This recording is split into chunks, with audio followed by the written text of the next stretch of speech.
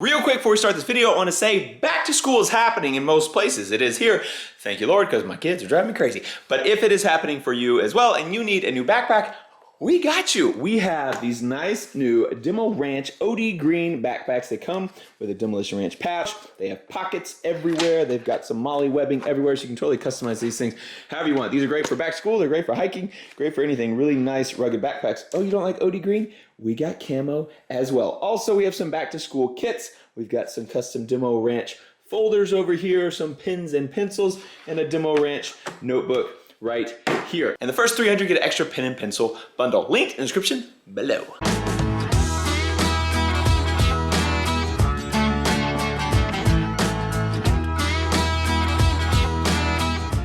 Guys, there was a fire. The ZR1, I'm just kidding, we've been doing some body work. There was a big crack here where we slammed, someone slammed the hood down before we got it, cracked the fiberglass here. That's all been patched. There was another one on the other side that happened, same spot. This was all kind of peeling up. That's fixed. And then back here, there used to be an antenna. Don't need that anymore, so we just went ahead and fiberglassed over that, sanded it all nice and smooth, but it made the Corvette look terrible. We'll fix that in a future episode. Because today's episode is a Bronco episode. What's up, Burke? And we are going to be messing with this thing. We got some shorty headers in, just checking their fitment there. They're not actually hooked down. Just sitting there, they made us feel better than buying long tubes. We were unsure if long tubes would fit the right way in there. So today we're gonna be working a little bit on this. We're gonna be working a little bit on suspension stuff. Gonna be working a little bit on floor pans, probably. We're just doing a bunch of random things that need to get done. This is a very unfocused episode, but we just are trying to get some stuff figured out so we can kind of get everything moving in the right direction. This thing needs a water pump. We're gonna start there. So we have a brand new water pump right here. We're gonna put it on there and then start building accessories around that. I think this is not painted. I think that's bare cast aluminum. So I'm gonna throw a coat of paint on it real quick just to make sure this thing doesn't turn all rusty in like, you know, a month. Beautiful painted water pump. Looks like I might have missed a spot. Okay, beautiful almost painted water pump. All hooked on, torqued down to specs. We're good. What's up, Brandon? How's it going? This is Brandon from Mig Welding. He's done some welding on the channel before. Everybody always oohs and ahs over your amazing welds every time. So that's why we keep getting him to come back. He's gonna be working on the Bronco a little bit today on little suspension stuff. We'll show you in just a second. But I got a tank. I got the right wire for my welder. Yep. So we're gonna try out a little MIG welding today with my setup, get it all running over here on the Bronco. Oh man, it looks terrible. It's smoking so much because it's got like oil all over it. It's why it's also not rusty, I guess. Looks good, looks good. So when you come back, try and build it up more. Do what? So when you're coming, you come back, so you're gonna come forward and you come back, but you're gonna pause a little bit. What? Go slower on the way back or stop on the way back? So it's you're gonna go, so like if I'm coming, yep. And you come back and stop a little. Okay. Go forward, come back and stop a little. Go forward. What you're watching for is your toe lines. Okay. And to make sure that they're building up equal. Okay. So. But that looks pretty good, right? It's not perfect, but it's not terrible. Thanks. That's the nicest thing you've ever said to me. You had the general idea, but you're going a little bit fast. Okay.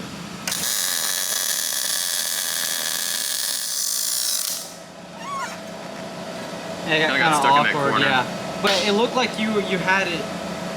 You were doing the motion right there. Turn. All right, check it out. Get in on that. It's not terrible, as a professional welder just told me. No big deal.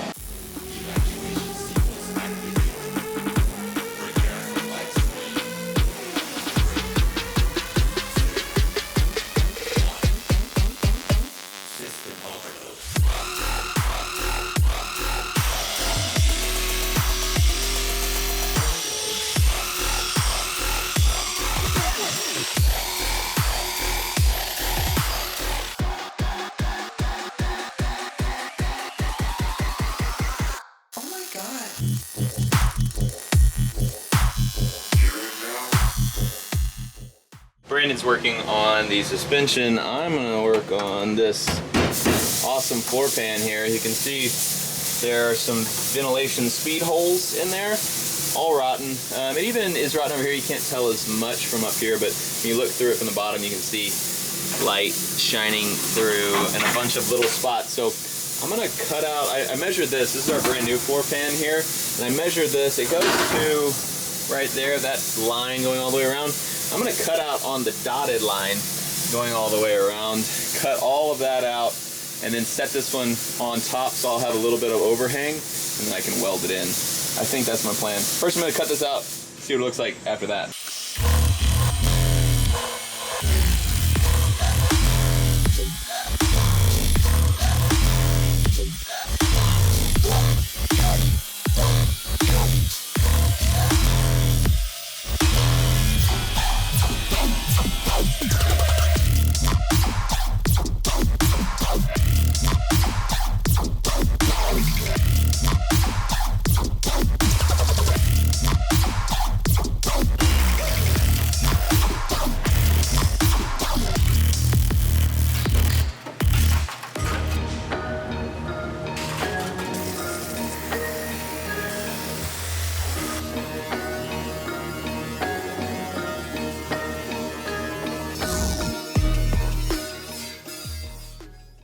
I got the hole trimmed, and then I got this thing trimmed, so it is ready to be welded now. We're not actually gonna weld today though, but this is in, I mean, it's just setting in. I don't know why it's actually stuck right now.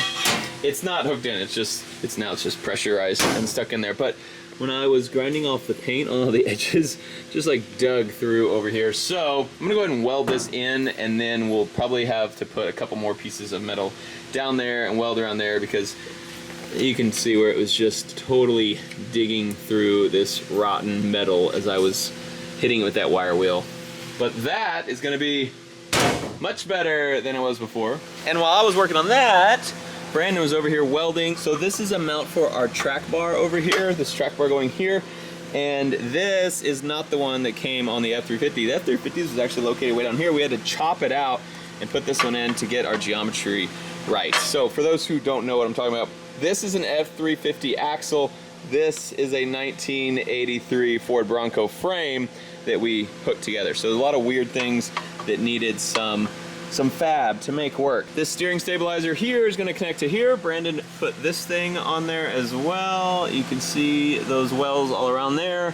Made that pad there. We're going to need to drill a hole so that we can have this connect to there. And then these he had welded previously. All of these, we need to get them painted because they're getting a little surface rust on them. He had done all those, but we had not set this one yet. This one right here on top of the radius arm. So he welded this as well today, and on the other side over there, he welded that one today as well. And we have a cross member, that rusty thing, going under our transmission here, and it continued on across here. The problem with our new Atlas transfer case is the drive shaft comes out right there, going straight through our transmission cross member. So he fabbed up a little hump to get over it right there. We're gonna have another support right here.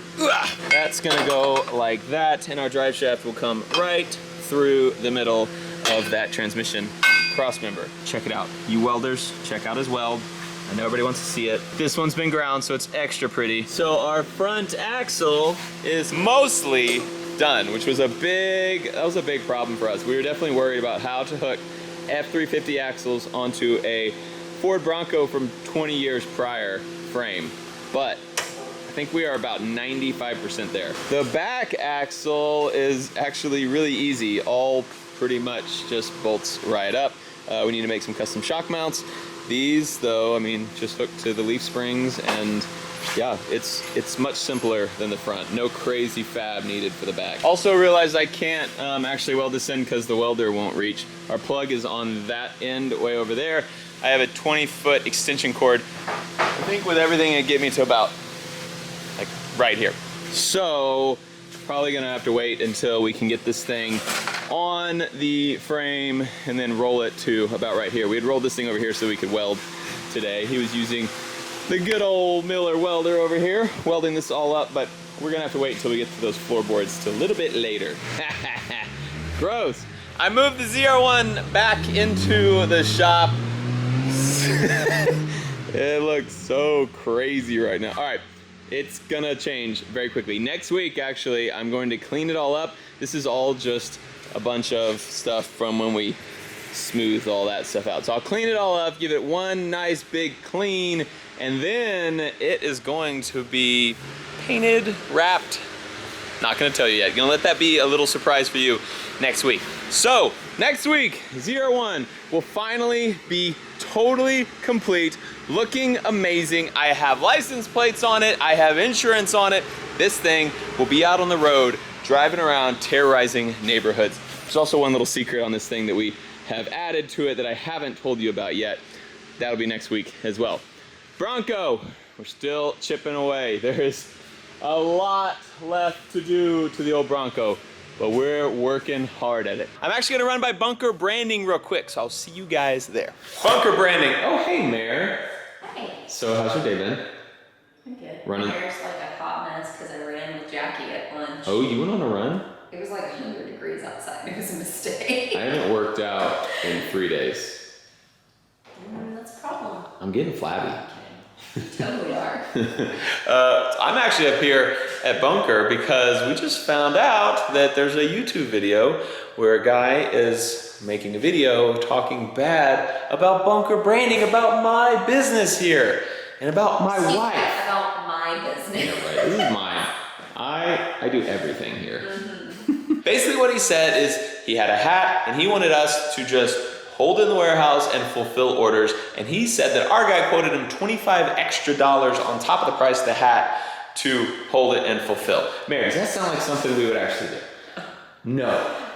No, we don't. We do not do that. So I'm not saying he's a liar. He may have been told that, but if he was told that, that means our guy was very confused on what he was asking. So somewhere along the way, there was a miscommunication. For sure. And it was this communication was going on during like our busiest time ever. We were super short staffed because of everything going on in the world. Quarantine. We were moving and just buried under work, and everybody was like all hands on deck out printing and fulfilling orders, and things just kind of got put by the wayside for a little bit. So sorry for the miscommunication. We would never ever ever price gouge anyone like that. We do not price gouge people selling our own merchandise. Like, we are very competitively priced, I feel like, and that's not a true representation of who we are, what we're about. Yeah, and I haven't ever talked to the guy. Mare actually reached out today, early this morning. She called him, left a message. We have not heard back from him. Try to clear it up. He made this video without ever talking to anyone except that one person who, gave him the price that he didn't like, which I don't blame him if that's actually the price he got. But anyway. That was not a price for warehousing and fulfilling things. And that's where the miscommunication was.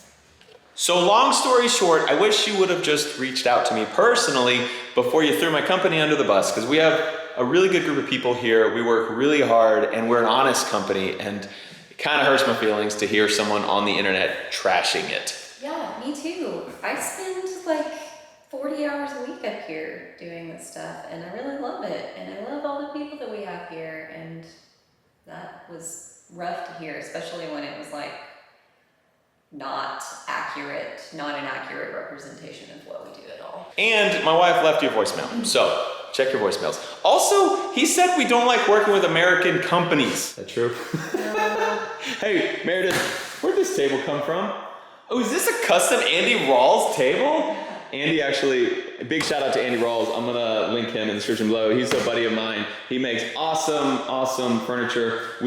In the move, we broke the glass here, so we're waiting on a new piece of glass, but we needed a bigger conference room table, so Andy, we sent it back to him. He refinished the wood, and then he actually made these custom metal extensions on both sides over there to get us a longer conference room table to fit this room, because watching them carry this table up those stairs was terrifying. It's heavy. Just the tabletop too.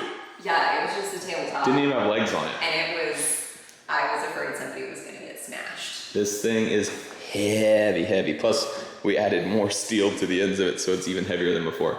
I guess I can take that one home now. Yeah, it still has like a mud dauber's nest. Oh yeah, that was from my barn. Yeah, we didn't need to load that up in my truck and take it home. Okay, that is all. Bunker Branding, running good as ever, not scamming anyone, I promise. Thanks so much for watching Off the Ranch. I love you. I'll see you next time.